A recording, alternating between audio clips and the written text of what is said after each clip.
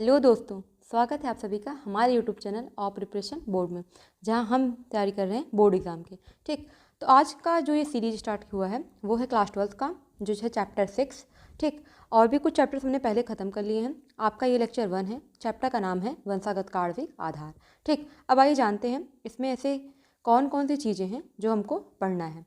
ठीक, पहले हम जान लेते हैं कि इसके अंदर यानी इस वीडियो के अंदर आप कौन कौन सी चीज़ों को के बारे में पढ़ेंगे। ठीक, पहला आता है आपका, आप समझेंगे वंशागति से आप क्या समझते हैं। ठीक, नेक्स्ट आप पढ़ेंगे वंशागति के आणविक आधार का अर्थ क्या होता है। ठीक, उसके बाद न्यूक्लिक एसिड क्या होते हैं, और मे भी अगर टाइम अगर बच के हम ख़त्म नहीं हुआ तो हम डीएनए और आरएनए के बारे में पढ़ेंगे।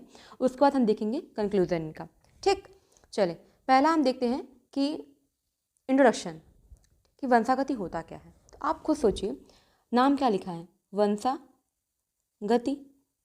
ठीक, वंशागति मीन्स क्या होता है?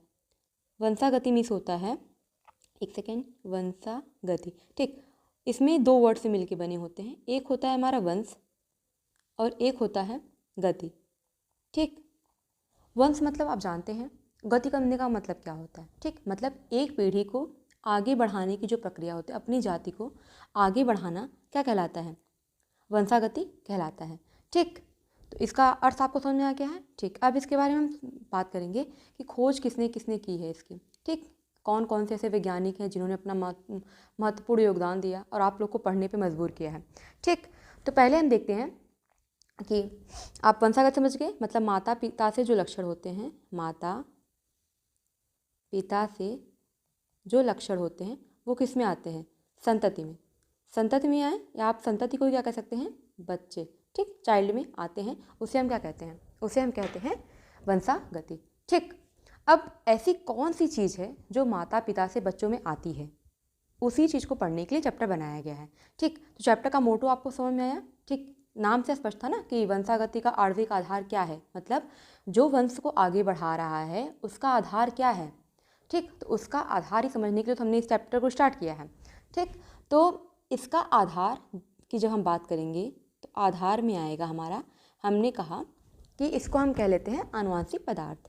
ठीक, क्या कहेंगे? आनुवांशिक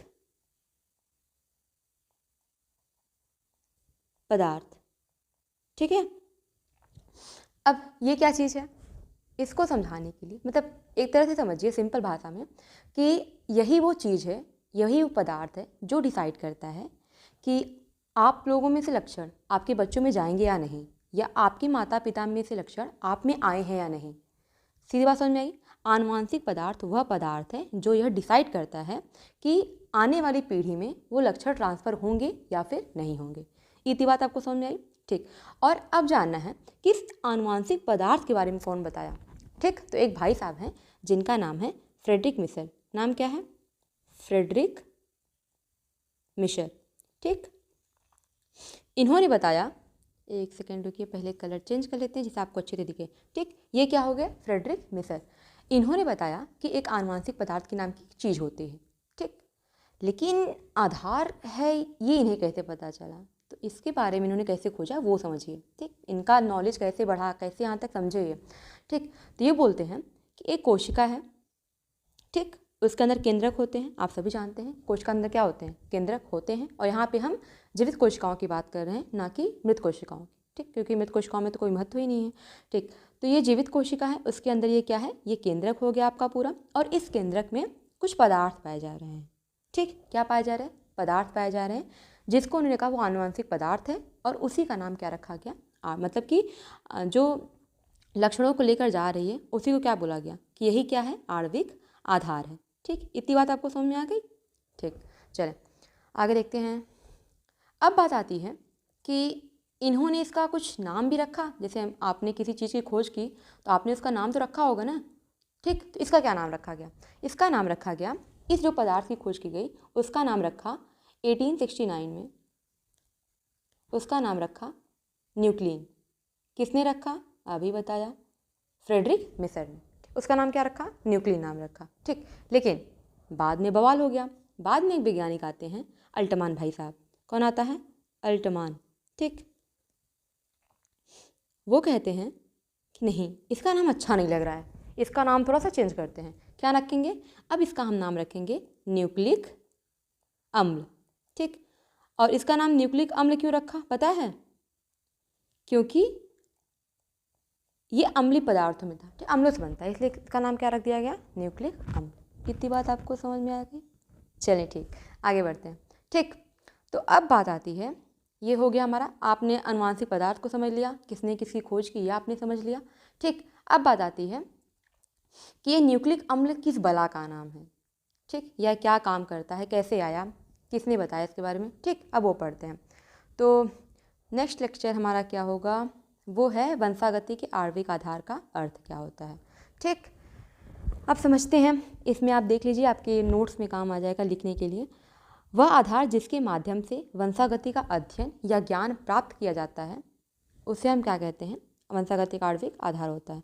यानी कि इसका मतलब होता है कि वंशागति के विभिन्न पहलुओं और प्रक्रियाओं को विशेष रूप से अध्ययन करने और उनको समझने के लिए उन्हें एक आधार और सिद्धांतों का अध्ययन किया जाता है। सिंपल सी वही बात है कि जो भी लक्षण ट्रांसफ़र हो रहे हैं माता पिता से बच्चों में, उनका जो अध्ययन किया जाता है वह इसका अर्थ होता है। ठीक, इसके बाद देखते हैं हम कि न्यूक्लिक अम्ल क्या होता है। ठीक, हमने बात की थी न्यूक्लिक अम्ल की, आइए अब देखते हैं न्यूक्लिक अम्ल क्या होता है, जिसे आप इंग्लिश में क्या कहते हैं, न्यूक्लिक एसिड। ठीक, ये क्या होता है, ये होता है 2 प्रकार का, जिसमें पहले का नाम होता है डीएनए और दूसरे का नाम होता है आरएनए। ठीक, डीएनए क्या है, अब आप इसका अगर फुल फॉर्म देखेंगे तो आपको क्लियर समझ में आएगा कि क्या होता है। ठीक, जैसे इसका नाम होता है डी ऑक्सी राइबो न्यूक्लिक अम्ल। ठीक, और इसका क्या होता है, राइबो न्यूक्लिक अम्ल। ठीक, अब आपको लास्ट में दिख रहा है एक वर्ड, ठीक, आपको लास्ट में दिख रहा है न्यूक्लिक अम्ल, और यहाँ भी क्या है, न्यूक्लिक अम्ल। तो यही समझ में आता है कि जो न्यूक्लिक अम्ल होता है वो 2 प्रकार का होता है, एक हो गया डीएनए, एक हो गया आरएनए। आपको बातें समझ में आ रही है ना। ठीक, तो ये डीऑक्सी राइबो न्यूक्लिक अम्ल, वो क्या हो गया, राइबो न्यूक्लिक अम्ल। अब यह दोनों चीज़ें किन चीज़ों से मिलकर बनी होती हैं, जैसे न्यूक्लिक एसिड दो प्रकार का हो गया, डीएनए और आरएनए। ठीक, अब ये दोनों किन से मिलकर बनी है, डीएनए आरएनए कहाँ से आ गया, अभी तक तो वही कंफर्म नहीं था, अब ये कौन सी चीज़ आ गई है। ठीक, तो अब इसको समझने के लिए आपको समझना पड़ेगा पॉलीन्यूक्लियोटाइड। ठीक, चलिए उसको समझते हैं, पॉलीन्यूक्लियोटाइड क्या होता है। तब तक आप मेरे एक क्वेश्चन का जवाब दीजिए, लास्ट में तो हम बताएंगे ही, लेकिन उसके पहले बताइए कि प्रोटीन की इकाई क्या होती है, प्रोटीन की इकाई क्या होती है। जब तक ये लेक्चर चलेगा तब तक आप इसका आंसर खोज लीजिएगा।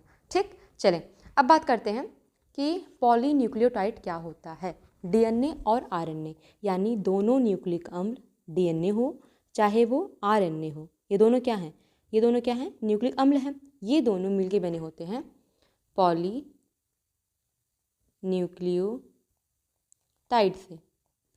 किससे बने होते हैं, पॉलीन्यूक्लियोटाइड से मिलके बने होते हैं।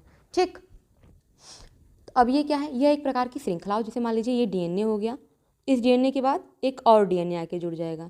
ठीक, तो ऐसे क्या होते हैं, ऐसे बहुत सारे डीएनए क्या होते हैं, एक दूसरे से जुड़े होते हैं, इसीलिए क्या होती है, यह एक श्रृंखला की तरह कार्य करती है, इसीलिए हम इसे क्या कहते हैं, पॉलीन्यूक्लियोटाइड श्रृंखला। इतनी बात समझ में आई आपको। ठीक, अब देखते हैं आगे, ये जो पॉलीन्यूक्लियोटाइड श्रृंखला होती है, ठीक, ये जो पॉलीन्यूक्लियोटाइड श्रृंखला है यह 3 चीज़ों से मिलकर बनी होती है। पहले हमने समझा, फिर से एक बार रिवाइज कर लीजिए वरना आप जाएंगे भूल इसको। ठीक, पहले हमने बोला था न्यूक्लिक अम्ल, न्यूक्लिक अम्ल क्या था, न्यूक्लिक अम्ल एक आनुवंशिक पदार्थ था। इस न्यूक्लिक अम्ल नाम किसने दिया, अल्टमान ने दिया। न्यूक्लिन नाम किसने दिया, तो वो फ्रेडरिक मिसर ने दिया था। ठीक, अब न्यूक्लिक अम्ल 2 प्रकार के थे, डीएनए और आरएनए।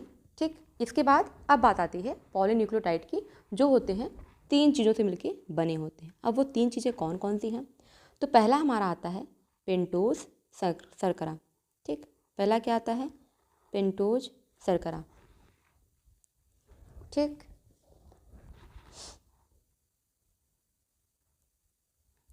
दूसरा आता है हमारा नाइट्रोजनी क्षार।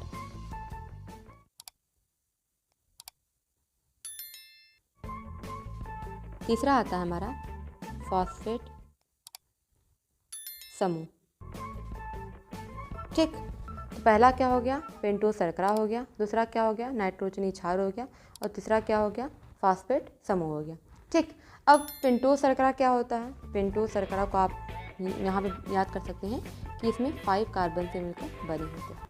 ठीक, अब आगे देखते हैं कि जो न्यूक्लिक अम्ल थे, ठीक, अब आपको जानना है जो भी न्यूक्लिक अम्ल थे, आपने इतना समझ गया ना, पेंटोज शर्करा, नाइट्रोजनी क्षार और फॉस्फेट समूह, ये 3 चीज़ें होती हैं जिनसे मिलकर क्या बना होता है, पॉलीन्यूक्लियोटाइड श्रृंखला बनी होती है। ठीक, तो यहाँ से आप कौन सा समझिए, पॉलीन्यूक्लियोटाइड जो श्रृंखला थी वो कितनी किसमें किसमें थी, डीएनए और आरएनए में। यानी जब भी डीएनए, देखिए डीएनए का फिगर कुछ इस प्रकार होता है, आरएनए का फिगर सिंपल होता है।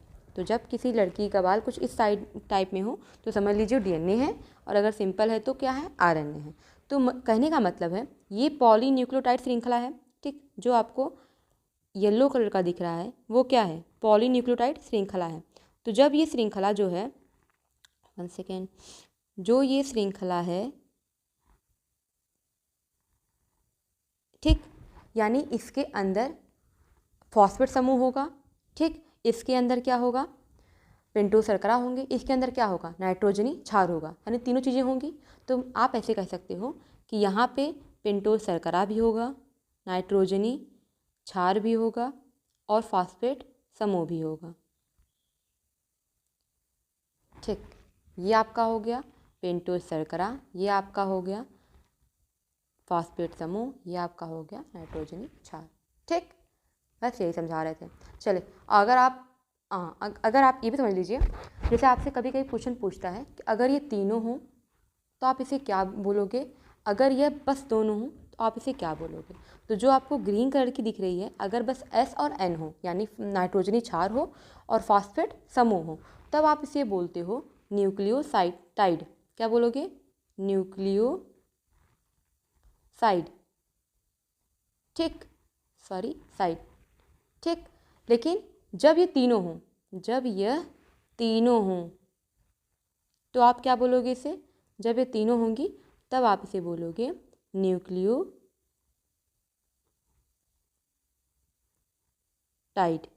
ठीक, याद करने का सिंपल तरीका है कि आपको यहाँ जो टी दिख रहा है, ठीक, यहाँ से आप याद कर सकते हो टी। ठीक, याद कर लेंगे टी, और टी का मतलब क्या होता है, टी का मतलब होता है 3। तो जब 3 हो, यानी कि फॉस्फेट भी हो, पेंटोज शर्करा भी हो, नाइट्रोजनी क्षार भी हो, जब तीनों होते हैं तो हम उसे न्यूक्लियोटाइड कहते हैं। और जब बस 2 होते हैं, यानी नाइट्रोजनी क्षार हो आपका और फॉस्फेट समूह हो, तब क्या बोलते हैं, न्यूक्लियोसाइड्स। क्या इतनी बात आपको समझ में आई। ठीक, चलें, अगर आपको कोई दिक्कत हो तो कमेंट बॉक्स में आंसर पूछ लीजिएगा, और अगर आपको इससे संबंधित नोट चाहिए तो आप टेलीग्राम ज्वाइन कर लीजिएगा, वहाँ पे सर्च कर लीजिएगा आवर प्रिपरेशन बोर्ड। ठीक, क्या सर्च करेंगे, आवर प्रिपरेशन बोर्ड। ठीक, वहाँ पे आपको इस संबंधित नोट्स मिल जाएंगे। ठीक, चले अब आगे पढ़ते हैं, देखते हैं अब क्या है। ठीक, ये है डीएनए और आरएनए में अंतर, जो आपको बाद में पढ़ने को मिलेगा। कल हम इसके बारे में डिस्कस करेंगे क्योंकि आज का सेशन बहुत ज़्यादा लंबा हो जाएगा। ठीक, अभी जो हमने पढ़ा था थोड़ा उसको समझ लेते हैं और डीप में। ठीक, जब हमने बात की थी नाइट्रोजनी क्षार की, ठीक, हमने किसकी बात की थी, नाइट्रोजनी क्षार की, नाइट्रोजनी क्षार की। तो आपको ध्यान रखना है कि जो नाइट्रोजनी क्षार होते हैं वो 2 प्रकार के होते हैं। एक होता है हमारा प्यूरीन, एक होता है हमारा पिरामिडीन। ठीक, पिरामिडीन। ठीक, अब प्यूरीन क्या होता है और पिरामिडीन क्या होता है। जब भी आप बात करेंगे पिरामिडीन की, पहले हम इसका नाम लंबा है लेकिन इससे सिंपल है। ठीक, प्यूरीन से सिंपल होगा, छोटा पैकेट बड़ा धमाका है, लेकिन बड़ा पैकेट छोटा धमाका है, आपको जल्दी समझ में आ जाएगा। ठीक, तो जो पिरामिडीन होता है इसको कहते हैं 2n+4c।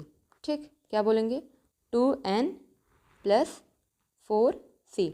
अब इसका मतलब क्या होता है, इसका मतलब है कि जो आपका यहाँ फिगर बनेगा वो कुछ इस प्रकार बनेगा।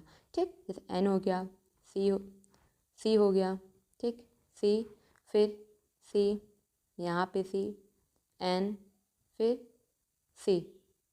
ठीक, ये किसका फिगर है? ये है पिरामिडीन का। तो अगर आप ध्यान से देखेंगे तो आपको यहाँ पे 2N दिखेंगे और कितने C दिख रहे हैं? ठीक, आपको 4 C दिखेंगे, 1 2 3 4। ठीक, आपको 4 C दिखेंगे। तो इसका फॉर्मूला क्या बना है? 2N + 4C। इतनी बात समझ में आई? कहने का मतलब है कि यहाँ पे 2 नाइट्रोजन और 4 क्या होंगे? कार्बन होंगे। इतनी बात समझ में आ गई? चलिए ठीक, अभी इसका एग्जाम्पल हम देखेंगे, लेकिन अभी वो बात में, पहले हम इसके फिगर को समझ लेते हैं। ठीक, इसको आता है हमारा नाइट्रोजनी क्षार।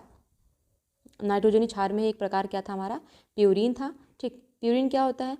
प्यूरीन में आपको ध्यान रखना है कि पहले पिरामिडीन होगा। कहने का मतलब है कि आप यहाँ सिंपल याद कर लीजिए, 2N + 3C, फिर प्लस एक और रहेगा जिसमें पिरामिडीन भी ऐड रहेगा। ठीक, समझाते हैं। देखें, पहले इसको इरेज कर दें। ठीक, अब हम जब भी बात करेंगे तो प्यूरीन की बात करेंगे। ठीक, बाकी एग्जाम्पल बाद में देखेंगे। ठीक, अब बात करें अगर हम प्यूरीन की, तो वो कुछ पहले क्या बना लिए हम, जैसे हमने पिरामिडीन को बनाया था आप लोगों ने, वैसे पिरामिडीन ड्रॉ कर लीजिए। ठीक, तो C हो गया, C हो गया, C हो गया, 3C हो गए, N हो गया। ठीक, फिर C हो गया, फिर क्या हुआ? N, फिर क्या हुआ? C। 2N हो गए, 4C हो गए। ठीक, अब इस C यानी इस वाले C और इस वाले कार्बन पे, ठीक, यहाँ से जुड़ेंगे कुछ और, यहाँ पे एक नाइट्रोजन जुड़ेगा, यहाँ पे आपका एक नाइट्रोजन जुड़ेगा और फिर यहाँ पे क्या जुड़ेगा? कार्बन। ठीक, ये क्या है? ये है आपका टोटल फिगर। अब अगर ध्यान से आप देखेंगे तो ये पूरा क्या था? ये पूरा था 2N + 4C। और यहाँ पे कितने दिख रहे हैं आपको? यहाँ पे आपको 2N दिख रहा होगा, ये देखिए 2N। ठीक, और क्या दिख रहा है? प्लस 3C, 2 और ये 3। ठीक, तो ये पूरा फिगर किसका था? ये फिर पूरा फिगर था आपका प्यूरीन का। तो अगर आपने अभी तक वीडियो को लाइक नहीं किया तो प्लीज़ लाइक कर दीजिएगा और वीडियो को सब्सक्राइब ज़रूर कर दीजिएगा, यानी चैनल को सब्सक्राइब जरूर कर दीजिएगा। ठीक है, चले आए अब उदाहरण देख लेते हैं इन सब का। ठीक, उदाहरण क्या क्या है? ठीक, तो जब भी हम RNA की बात नहीं करेंगे, अभी हम बात करेंगे इन्हीं सब का। ठीक, तो जब आप प्यूरीन और पिरामिडीन दोनों के एग्जाम्पल की बात करेंगे तो आपको एक ट्रिक बता रहे हैं, उसके माध्यम से याद कर लीजिएगा। थोड़ा फनीएस्ट है लेकिन एग्ज़ाम में काम आएंगे आपके। ठीक, तो जब भी आप बात करेंगे प्यूरीन की, ठीक, प्यूरीन की जब आप बात करेंगे तो आप याद रखेंगे AG। ठीक, और जब भी आप पिरामिडीन की बात करेंगे तो आप याद रखिएगा CT। ठीक, अब ट्रिक क्या है वो सुनिए। ठीक, AG ने क्या पी? दारू पी। प्यूरीन पी लिया दारू। ठीक, फिर क्या बजाई? CT, तो पिरामिडीन। ठीक, जब CT बजाओगे तो बड़ा धमाका होगा, तो बड़ा वाला CT और छोटा वाला AG। ठीक, छोटा काम किसने किया? AG वाले ने, और बड़ा काम कर दिया किसने? CT बजा के। ठीक, तो ये हो गया पूरा AG। अब ये AG और CT है क्या? तो A से आपको याद रखना है एडेनिन। ये क्या चीज़ होती है आपको कल मिल जाएगा। ठीक, कल हम बता देंगे क्या क्या होते हैं, आज टाइम कम है इसीलिए। फिर ठीक, अब G क्या होता है? G से हमारा होता है ग्वानिन। एडेनिन हो गया, ग्वानिन हो गया। C से हमारा होता है साइटोसिन, साइटोसिन। और T से हमारा होता है थाइमीन। ठीक, लेकिन ये सब किसके लिए है? ये सब है हमारे DNA भाई साहब के लिए। ठीक, किसके लिए है? DNA के लिए। ठीक, मतलब इसमें जितना AGCT है ये सब DNA के लिए है। लेकिन जब आप बात करेंगे किसकी? RNA की, तो कुछ तो बदलाव होना चाहिए ना भाई। अब डिफरेंस लिखे हैं तो यानी कुछ ना कुछ तो बदलाव होगा ही। ठीक, तो वहाँ पे AG नहीं रहता है, वहाँ पे हो जाएगा आपका चेंज हो जाता है। G की जगह T की जगह क्या होता है? U हो जाता है। ठीक, बस इतना ही। और U क्या कहते हैं हम?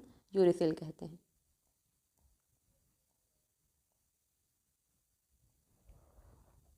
ठीक, चलें अब बात कर लेते हैं। हमने आपसे कुछ क्वेश्चन पूछे थे, आपने अभी तक उसका रिप्लाई दिया नहीं है। ठीक, तो हमने आपसे पूछा था कि प्रोटीन की इकाई क्या होती है। ठीक, तो प्रोटीन की इकाई होती है अमीनो अम्ल। अमीनो अम्ल। ठीक, और अगर हम बात करें न्यूक्लिक अम्ल की इकाई क्या होती है, यानी न्यूक्लिक एसिड की इकाई क्या होती है, जब हम इसकी यूनिट की बात करते हैं, ठीक, तो वो होता है न्यूक्लियोटाइड। न्यूक्लियोटाइड। ठीक, आज का सेशन यहीं तक है। ठीक, कल अगर हम बात करेंगे तो आपको डीएनए और आरएनए के बारे में थोड़ा और भी जानने को मिलेगा। ठीक, इसके बाद आपका था यहाँ पे कंक्लूजन, हमने क्या क्या चीज़ें पढ़ी एक बार इसको रिवाइज कर लेते हैं।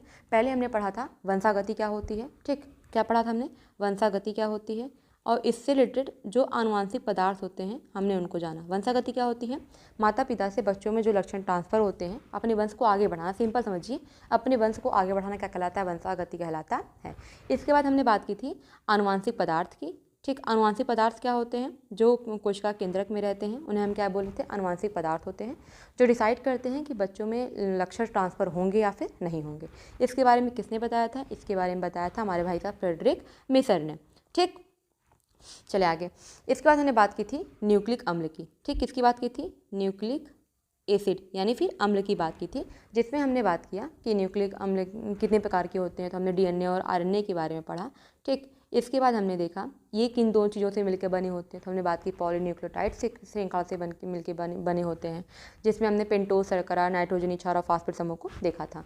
इसके बाद हमने बात की कुछ इकाइयों की। ठीक, जिसे आपको ध्यान में रखना है, मे भी आपसे ऑब्जेक्टिव टाइप क्वेश्चन में पूछा जा सकता है इस बार एग्जाम में, क्योंकि थोड़ा बहुत पैटर्न जो है वो चेंज हो चुका है एग्ज़ाम के, ठीक, बोर्ड एग्जाम के, तो मे भी आपसे क्वेश्चन पूछा जा सकता है। फिर हमने इकाई किसकी बात की थी, प्रोटीन की इकाई की बात की थी, जो क्या होती है, अमीनो अम्ल होती है। उसके बाद हमने बात की थी न्यूक्लियोटाइड की। ठीक, न्यूक्लियोक अम्ल की बात की थी, जिसका इकाई क्या होता है, न्यूक्लियोटाइड होता है। ठीक, तो आज के लिए बस इतना ही, मिलेंगे कल नए सेशन में, तब तक के लिए गुड बाय। चैनल को सब्सक्राइब जरूर कर दीजिएगा। Thank you so much, keep watching.